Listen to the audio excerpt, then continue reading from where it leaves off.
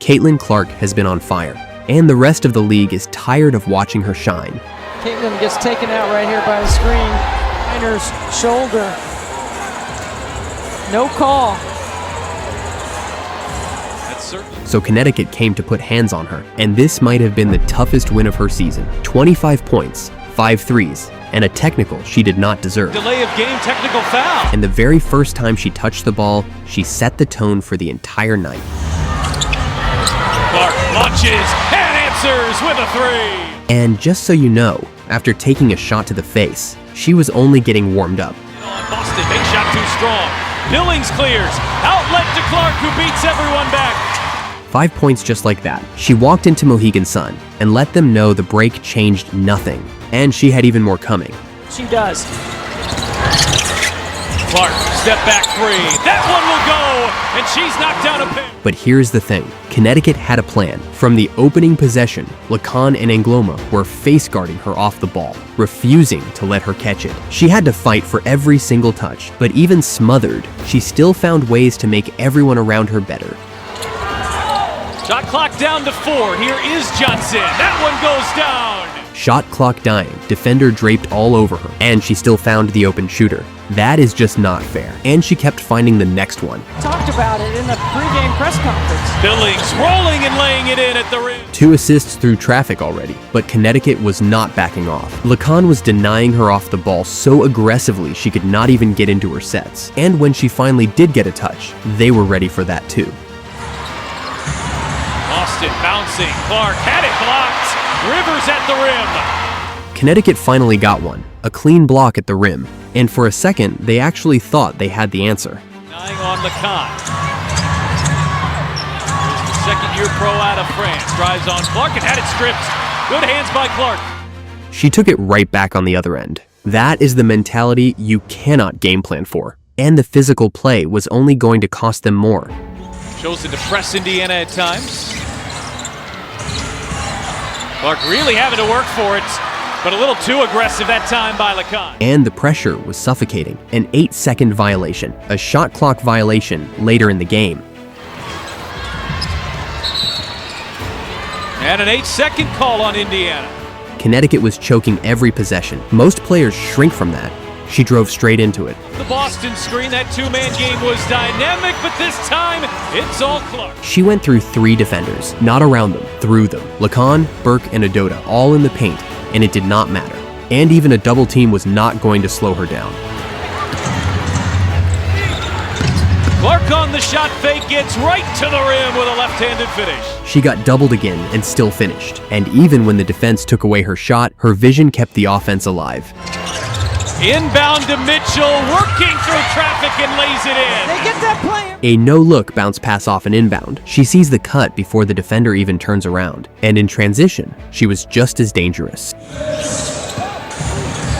Clark, backdoor, Mitchell pulls it down and is fouled, and then caught it on her way up and nearly got the three-point play. Well, it's Caitlin's acceleration changing her. But Connecticut was still winning possessions.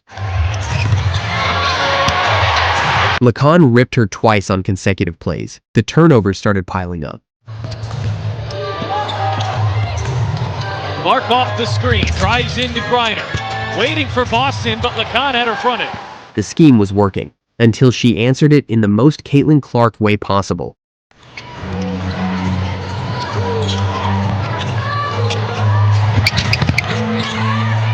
Clark with the shot clock down to 5, backs her way in.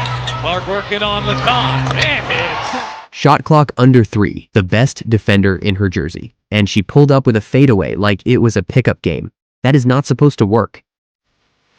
And on the very next possession, she made sure Connecticut felt it again. At the first 2 points tonight, she's pulled Connecticut back within 7.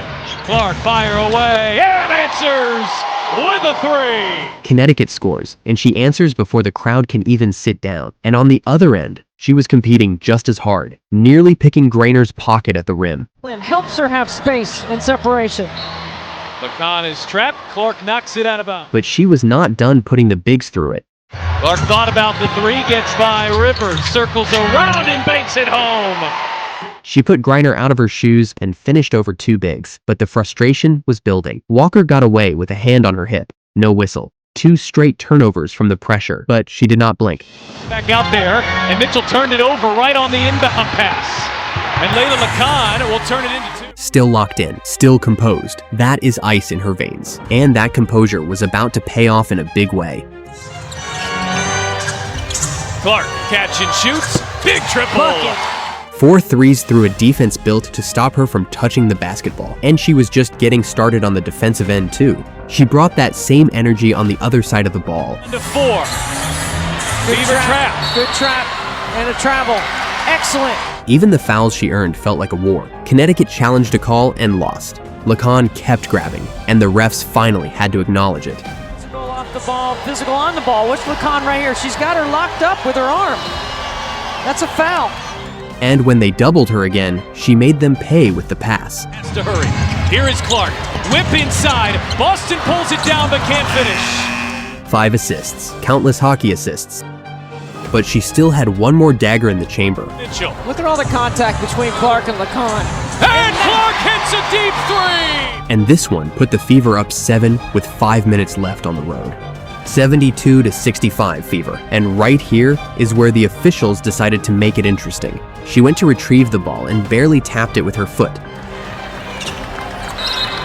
They called a technical foul for delay of game. That is one of the worst technicals you will ever see. She was literally picking the ball up. This one has been competitive, but the Fever have... Connecticut built a defense around denying her the ball. The refs piled on, and she still did not break. She just went right back to running the offense. Boston, Cunningham, hits a 3! She liked it so much she ran it again. Clark off a pair of screens, drives on Griner. Feed inside, Boston kick out, can she do it again? Bullseye! 2 perfect triangle reads to set up Cunningham. Cunningham went on to score the final 11 points and slam the door. But make no mistake, Caitlin Clark built the house Cunningham closed. She do it again! Bullseye! And she had one last trip to the free throw line to put her stamp on it.